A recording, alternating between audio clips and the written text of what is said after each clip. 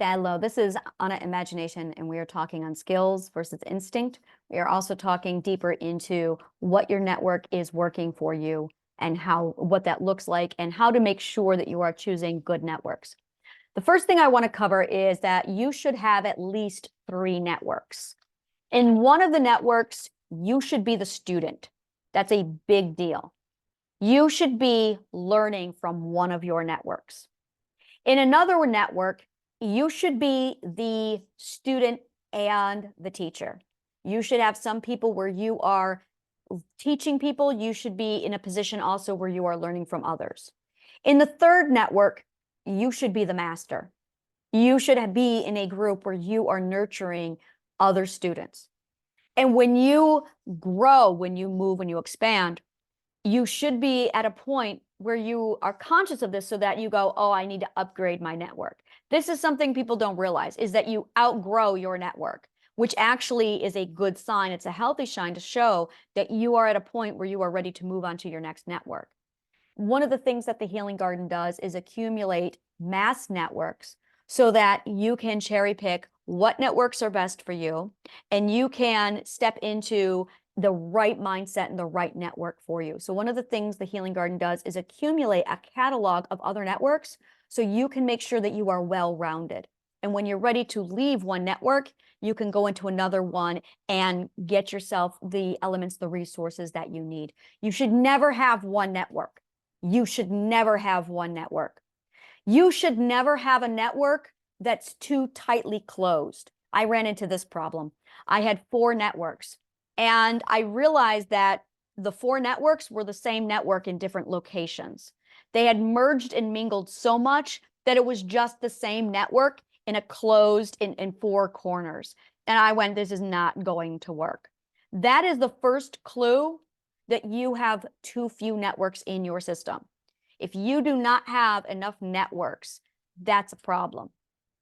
So one of the things that I absolutely love is I have the octopus movement that I go to. That's one network I use. It's for nonlinear thinkers. It is for innovators. It's for neurodivergent people. I love the octopus movement.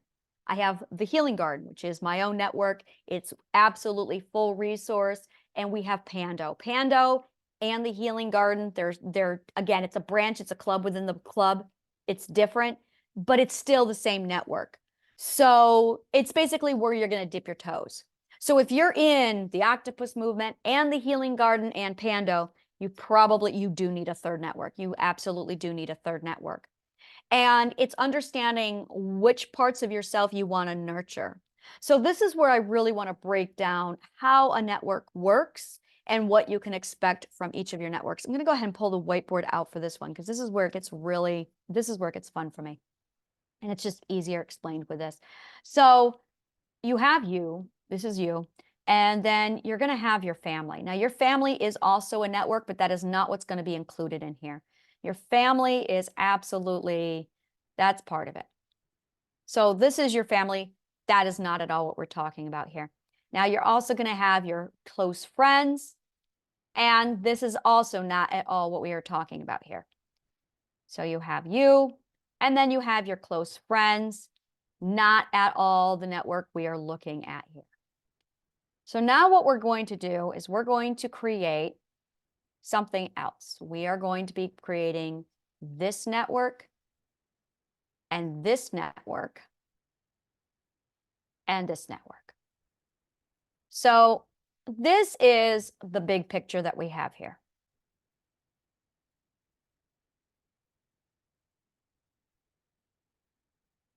So what's going on is when you have your home network, you've got that, and this is closed. This right here, friends and family, is a closed network. So when you step into this network, this is where you really want to look at your purpose or life mission. You also want to nurture your lifestyle. Now, this is where things get tricky. I'm going to use myself as an example because this is, I've got so many examples here and I don't have to make up things to plug in. I already have them available. So there's my nerd lifestyle. My nerd lifestyle is, there you go. I have my nerd lifestyle. And I have my nonconformist lifestyle. Now, I've got people who are in my nerd lifestyle. I've got people who are in my nonconformist lifestyle. And then I've got my purpose, life, mission lifestyle. Now, another way that I could easily put this down is I've got my science over here. And over here for my nonconformist side, that's my art. There's no other word to put that. That's my art. That's where my art is. And then over here for my purpose, life, mission, that's my communication. And when you start to understand that everything boils down to science, art, and communication, life is so much easier for you. It really, really is. So when you have a network or 3 networks that revolve around this concept, this is going to allow you to navigate and balance each of them. Now, you're going to have some people who share both science and communication. You're going to have some people who share both science and art. And then you're going to have some rare people who are all 3. These people are going to go over here to your friend circle. And then you're going to have some people who are art and communication. So it's going to be moved all over the place. But these 3 networks are really a huge part of you being able to dip your toes in each one of these. So where I would put, and for the Healing Garden is solidly into the purpose, life, mission, communication. That is absolutely where the Healing Garden is. That's mental health. That's where we put network. That's where we make sure that you have an abundance of resources with the 5 tiers for you to get whatever it is you need.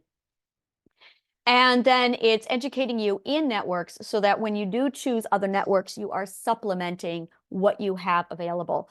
Play is another huge one. So I have this type of play, and I have this type of play. And then I have also my projects. I don't like to use the word work. I like to use the word projects. So I have this project over here. I have my art projects over here. And then I have my art projects or my communication projects over here. And I also have my play. So every one of these networks for me provides play and projects. And then this is where I rest and relax. And then there is the home life where I get some of my nourishment. So there you go. This is the purpose of a network. Now, if you do not have any networks and you are just in the middle with a home base, this is what we mean by community health. When you have friendships, now you're getting into a larger, an extension on your home community. When you are looking at networking, you are looking at networking and plugging into these 3 different resources. It's absolutely vast. Now, every time you make a friend, these friendships absolutely have these networks behind them. If you're choosing networks or friendships where this isn't available or this isn't present, and you're wanting productive or nourishing friendships, that's something to consider. It's all about what it is you are wanting to go. This is where strategic deliberation absolutely comes in. It's making sure that your network is working for you. And this is right here exactly how it's done. So we all have our ethical perspective. And I talk a lot about these. If you are new to the Healing Garden, I have a lot of work that I've covered on what an ethical perspective is. It is basically your overall mindset based off of what you value. Overall mindset based on what you value. And that's it. That's an ethical perspective. There are 12 known, documented, predictable mindsets. 12 of them. Core mindsets. I need to clarify core mindsets. I'm going to go ahead and put that in here because that is vital to understanding what a perspective is. It's a core mindset. There are only 12 core mindsets. So when you understand what your core mindset is, it really goes a long way to help you understand your growth, where you are in growth and development, what kind of networks you're going to need to nourish your core mindset so that you can progress healthier and quicker. So one of the things that we see a lot of is, let's say you are a 5th ethical perspective. And what that means is you are definitely in the age of self-government. And you are probably an entrepreneur. You are an entrepreneur. If you are at the fifth ethic and you are still working a 9 to 5, you're going to be miserable. You are going to be miserable. If you love your 9 to 5 job, you are not at the fifth ethic. You are not at the fifth ethic. Fifth ethics do not do okay with, they have to be their own boss. They are their own boss, which is why once you become your own boss, you never go back. That is because of this. It's because you've hit the fifth ethic. And that is where we say, no, I can't. I have to self-govern now. I can't have anyone else telling me what to do. I'm a big person now. So when you get to the fifth ethic, you overcome challenges, and that moves you into the sixth ethic. The sixth ethic is basically where you realize that we are all equal and you stand on equal footing. So now we're going to take a look at this. So let's assume this person here is the fifth ethic. So they might have this community, which is a fifth ethic. We are divided in our communities by our ethics. It's extraordinary. Churches are all second ethics. Anyone who is any religion, second ethics. Entrepreneurs, CEOs, business owners, fifth ethic. It's extraordinary. People who are hippies, people who are free spirits, sixth ethics. It's extraordinary to see how this thing cuts itself like right down to predictability. So depending upon where you are, depends upon where you're going to fall in this line. Now you could be, let's say this is a sixth ethic here for the nerds. And then our artists are most likely sixth ethics. Yeah, the nonconformist is definitely the sixth ethic. So now this person develops and they become a sixth ethic. Now they're going to be fine here in the fifth ethic, and they're going to be able to very easily move between all the different lifestyles. But let's say they evolve again and they change to the seventh ethic. Now, as soon as that happens, you have a 3 ethic gap. As soon as you hit that third gap, you're done. You're going to not find it really. It's like a 12-year-old being told you have to play with a 2-year-old. It is exactly like that. It is the same thing. That's why the 15-year-old goes, you want me to play with the 5-year-olds? They're kids. This is it. So then the fifth ethic, you're going to lose this network, and you're going to look for a new network, and you're probably going to want to find one that's the eighth ethic. And now what you end up doing is these are the people you learn from. The eighth ethic is where this person would learn from. The seventh is where they would teach and learn. And then let's say let's say this one here is the sixth ethic. So this is where they would be the master. But once they evolve again, they're going to change, and this is going to go up to like the ninth ethic. So this is what's going on whenever we outgrow a network and we move on. This is what's going on. It's because we've moved into the next ethic and other people haven't. And a network accumulates and nurtures this knowledge. The healing garden is 6+. We range from 6+ all the way up the gambit. I'm at the 31st level of consciousness. So that's where we're at. So it's 6 perspective all the way up to the 31st ethic. It's very, very visionary pioneers. That's why we go for ethical leaders, is we are at the frontier of innovation, mindset, geniuses, ethics, and nutritional knowledge. That is what we target. Now, if somebody wants to join us, we lay out the resources to help them cross over. We give them all the information they need to get us here. So there's 3 types of people when you have a network. You have the aspiring or the apprentice level. These are people who want to be like someone, so they model it. They choose people to model it. That's really what's going on with networking. That's another aspect, is you have people who they say, I want to be wealthy, so I'm going to get into a network where there's a bunch of wealthy people. And that's why we're networking, is because we are literally, deliberately choosing what network we want to mold into. That is using your network effectively. So you have aspiring. You're choosing your network because you aspire. And then you have nurture. You are choosing your network because you want to nurture a characteristic or something about you. The next thing you are doing with your network is you are looking for community and celebration. This is when you become a master, and this is where friendships are formed.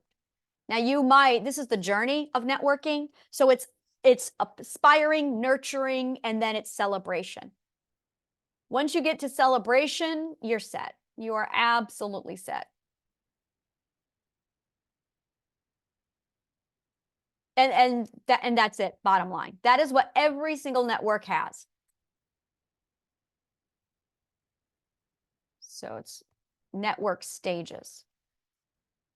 Now, if you are in a network where you are apprenticing and you reach a master or a tradesman level, you might jump ship and go find one to nurture the next skill. If you are in the celebration, those are the networks where you stay. These are your home-based networks. When you go to a job, we see this with network businesses. When you go to a business and you're either there for skill development, you're there because you're drifting, or you're there because you found home. So you're either skill building, or you are drifting, or you are home. And a good business, a good employer will be conscious of this and make sure that whatever reason you are there, they're going to take care of you and nurture you, and maybe you'll call it home. Some people do that. So this is true for any kind of a network. Are you here to skill build? Are you here because you're drifting? Or you're here because you are home? And this is something that the Healing Garden is really conscious about. We know this. So when you come in, it doesn't matter. You can stay, you can drift, you can hang out, you can pass in and pass out. We don't care. Are you skill building? Are you drifting? Or are you home? And that's what we want to make sure. No matter why you're here, we want to make sure that you have the resources for you in the duration that you are here. So this is more of what we are looking at and thinking about when you come into our network. So now I want to talk about skills versus instinct, intuition, instinct. This is a big topic. So whether or not you are looking at skills or instinct, you're going to develop expectations. There are skill expectations and there are instinct expectations.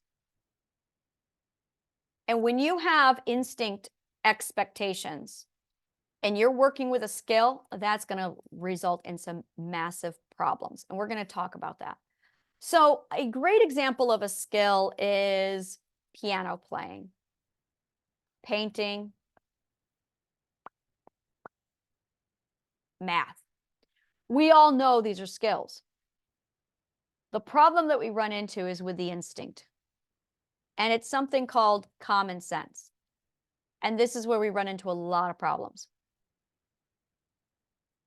When we do skill building, that is where we enter into the world of trade, skills, and learning levels.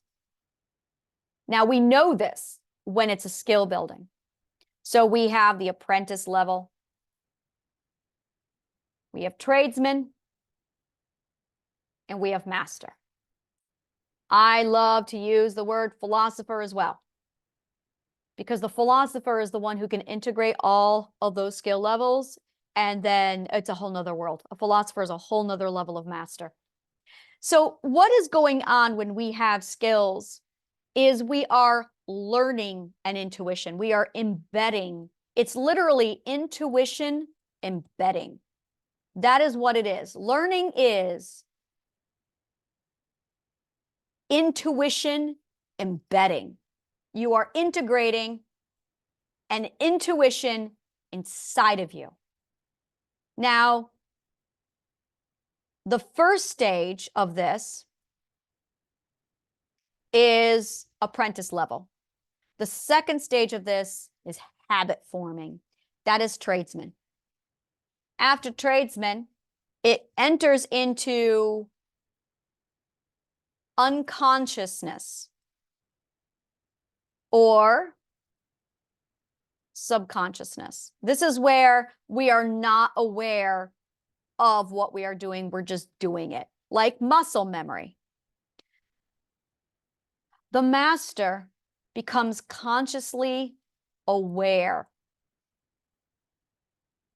of the intuition and can break it down. That is a master.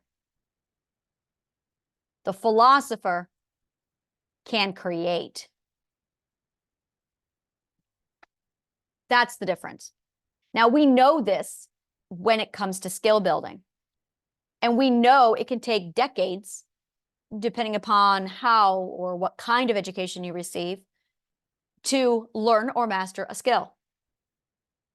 In the world of instinct, expectation, common sense, this is where things get really, really messed up. Because there are unknown skills that people mistake for instinct. We talk a lot about these. These, what should we call them? We need another name for them. We're going to call them, I want to call them like the black sheep skills, or the outcast skills, or the misfits. It's like the island of misfit toys. Misfit skills. I'm going to call them misfit skills. Now, the problem with misfit skills is people think they're instincts. They think they're intuition when they're really skills. So these misfit skills, the poor things, are treated like an instinct. And then when we fail to do them, we hate ourselves, we detest ourselves, we're angry, we punish ourselves, and we assume we can't. And what's really going on is they are misfit skills. They are skills. But because we don't know their skills, we are mean to ourselves. Our expectations are different for our instinct versus our skills. I have a whole thing where all I do is rip this apart and we dissect it real deep, because this is a huge, huge difference between success, happiness, problem solving. It's everything. So we're going to go ahead and break this down here. A common misfit skill. Misfit skills. These are skills that are actually skills that people think are instincts, and they're not. Learning. Problem solving.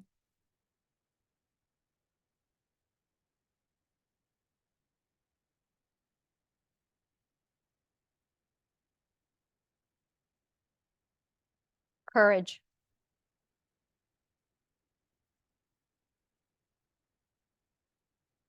Organizing. Emotional management. Maturity. Accountability. Self-regulation. I can go on. Trust. These are skills. So when you are dealing with a skill that you think is an instinct, and you get angry at yourself because your instinct isn't working, it is a really, really imperative moment to take a step back and go, is this an intuition? Is it an instinct? Or is it actually a skill? And in most cases, it's a skill.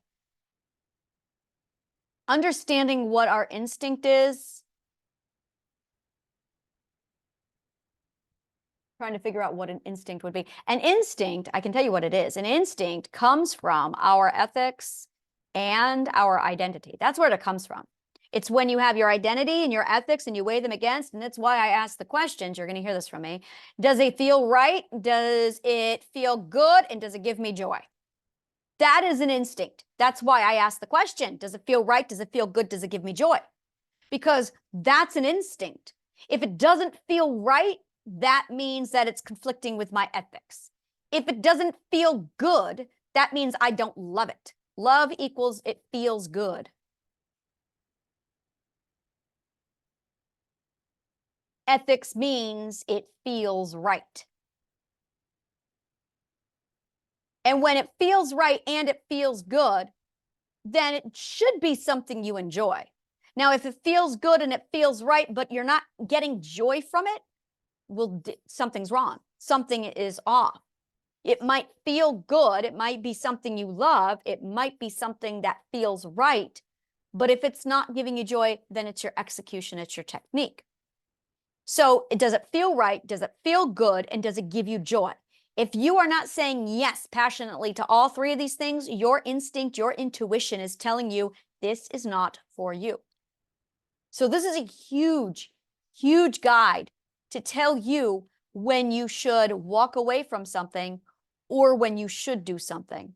You learn that, and your life immediately is going to start turning around real fast. That's the first, that's like a solid formula I love to give people. Does it feel right? Does it feel good? Does it give you joy? So now the next question is, when you have that, that's your intuition. All these other things that you think are your intuition and your instinct are really misfit skills, abandoned skills that you were not taught that you should have. So no one prepared you for them. They are life skills. Life skills are misfit skills that were mistaken as instinct. And we get angry at ourselves because we're going, I don't understand what's wrong with my instinct. I must be broken. Learning is not an instinct. Learning is a skill. And if somebody messes up your learning skill or interferes with it, if people don't teach you how to learn, we teach that here in the Healing Garden. It's the very first lesson you're going to get from us is how to learn. You're not going to be able to learn. If you don't know how to learn, you are not going to learn, which is why people don't problem solve, which is why people don't go anywhere, which is why people are mindless, which is why people are followers. It's because they do not know that they have this learning skill. And as a result, they're not going anywhere with it. So they're not learning. And they think, oh my God, there's something wrong with me. No, it's a learning skill. You haven't been taught the skill. It's a massively, it's a huge, why aren't people taught how to learn? You have to be taught how to learn. You really do. You really do have to be taught how to learn. So that's one of the things, that's like 101. That's one of the very first things we cover here at the garden. So we're going to go ahead, go back to the network now. So as you learn, as you develop skills, this is one of the things you should be getting from your network. You only have a certain number of time in a day. So when you are investing in your own education, when you are putting yourself out there to network, it's really a big question of what do you want to get from your network? The next question is, how do you make your network work for you?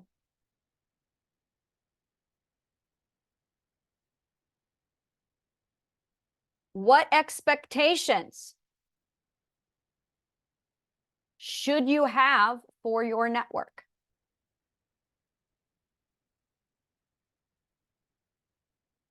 Does your network leader nurture the people? Does your network leader provide you with resources?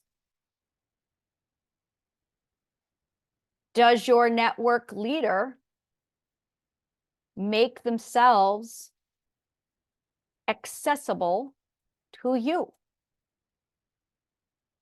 Here's another one that I love doing. Do you have social anxiety? This astounds me. This blows my mind away. If you are in a network and you do not know how to socialize, your network leader should be teaching that to you.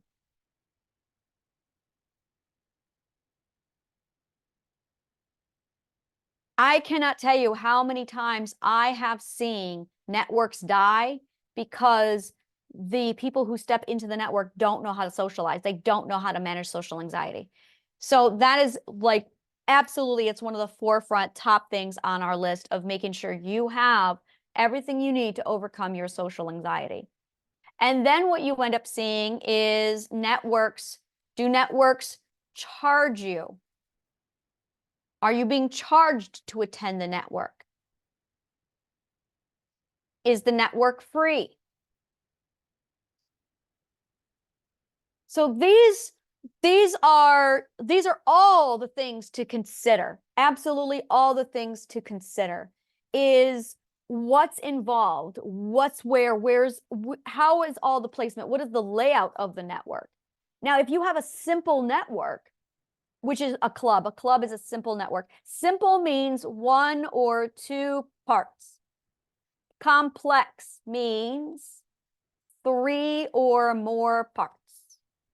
So if you have a simple network, it's only 1 or 2 pieces. Most networks are simple. If you have a complex network, it's going to be big. It's absolutely going to be big. And that's okay. Honestly, the more complex, the more resources you're going to have. For instance, the Living Death Network, that has a massive amount of resources. It has so many resources, you don't even know what resources are available, which is why there are so many resource departments all over the place. And you still don't know all the resources available to you. That's what we call poor organization. And this is a mastery of networking. This is a scope of networking that is not known knowledge. This is not anybody's fault. And I really want to emphasize this. This is huge. This is not anyone's fault. This is no one's fault. We do not have this education or this knowledge. So no one knows this stuff. And when you start to analyze and break down what a network does, how society works, what sociology is, all of this, when you start to understand how psychology, economics, parenting, teaching, education all integrate, now you're getting into the science of networking. This has never been done before. So no wonder it's a mess. It's going to be a mess. And it's okay. We just got to clean it up. Now we have the knowledge to clean it up. This is why the Healing Garden is the leader of the healing reformation. So when you start to become aware of the size of networks, the type of networks, what the network can do for you, what it can provide for you, now you're looking at a directory, which is what we have at the Healing Garden, is a full directory. So you can find your way, so you understand all the resources available to you, so you can take advantage of everything available to you. It's absolutely a phenomenal program. So when you start shopping for your networks and you start looking as to what it is, we're going to be covering this over this week of what you can get out of your network, how to make your network work for you. We're going to be doing a whole course on it, and then we're going to be posting it here. That way you can become aware and knowledgeable about your network, and you can make the most of it. If you do struggle with social anxiety, if you are shy, if you are an introvert, you still can take advantage of a network. It's making sure you are in a psychologically safe place, and that's really it. Are you in a psychologically safe place to be vulnerable so you can connect and be accepted? That's what this is. So that's it right there. People who are shy and they struggle with that, there's no reason why they can't be involved. There's no reason at all. And that's not there's no excuse. That's not what I'm saying. What I'm saying is, if the network leader has done their job, you will have the resources to help you participate, to help you bridge the gap and overcome this obstacle. That way you have the resources you need so you can be psychologically safe enough to be vulnerable so that you can connect and be accepted. So that's something else we cover here. That's absolutely going to be covered. So we're going to go ahead and leave it here. That covers quite a bit.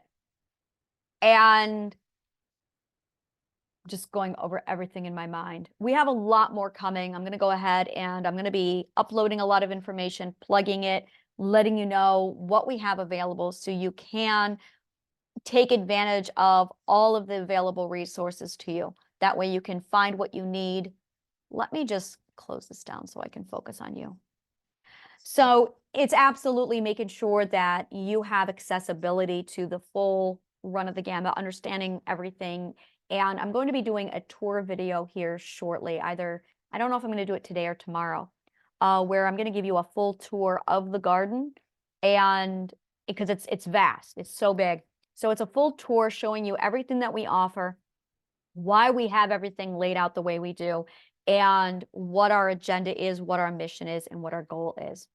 To give you a brief history of that, which we're going to elaborate in that video, it is when we started to study mental health and the subconscious mind, one of the big things we realized was healing is over here, and education is over here, power economics is over here, and business and community is over here.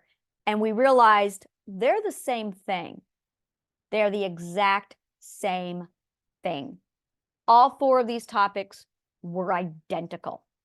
There was no different. It was literally looking at the same topic from four different angles going, why are these separated? It's the same topic. This is human propagation. That's the subject, human propagation. So that's actually what the Healing Garden is. It is the lost science of human propagation. And when you break down human propagation, you start to realize there are components of human propagation that we're not taught. There are skills required in order to allow the ease and the simplicity of human propagation. It works exactly like an ecosystem. It works exactly like plants and economy. It's identical. It is identical. It's crazy how identical it is. That our mental health is 100% a symptom of our learning and education. And that if you give a person poor quality education, they're going to have poor mental health. If you give them good quality education, they're going to have excellent mental health. If you give them skills and tools for proper human propagation, they're going to propagate and be prosperous. If you don't nurture through what did I call it? Nutritional knowledge, they're going to have mental illness and they're going to end up with the living death. So it's literally human propagation. That is what everything that we do here is human propagation. And if you are somebody who wants logic, math, physics, we have that available. I have an entire website dedicated to the science and the lab department to prove the math, the logic, the physics of all of this. We have neuroscientists. We are working with the VA. We have psychologists who are in on this material. We have a lot of material, a lot of material. It's all backed by science. And it's been something that we've been working on for the last 2 years. We have a secret group that's been secret for a while that we finally exposed, and we went, all right, it's time to release this. And we've been putting this together now for 2 years. And well, we've been doing research on the crisis. We've been doing research on the mental health crisis. We've been researching and asking people questions all over the place. I've been to 20 think tanks in 2 years, analyzing the same problem, and we came up with the exact same answers. And then we were able to accumulate our own solutions and agenda. So while the rest of the world is screaming for the healing reformation, we have it, we've started it, we've launched it, and it's already in motion. And that's what we do here at the Healing Garden. And it's all contingent upon the knowledge of and understanding the lost science of human propagation and prosperity. So that's what we teach here. That's all the Healing Garden does. And it starts with making sure you have nutritional knowledge, making sure you understand what your network does for you, because community health is a core piece of your mental health. And when you understand how much community health is absolutely part of this, now it's a network's job to make sure you have the resources so you flourish, so you can turn your life around, so you can stop living the living death. So thank you so much, and may the kindest of words always find you.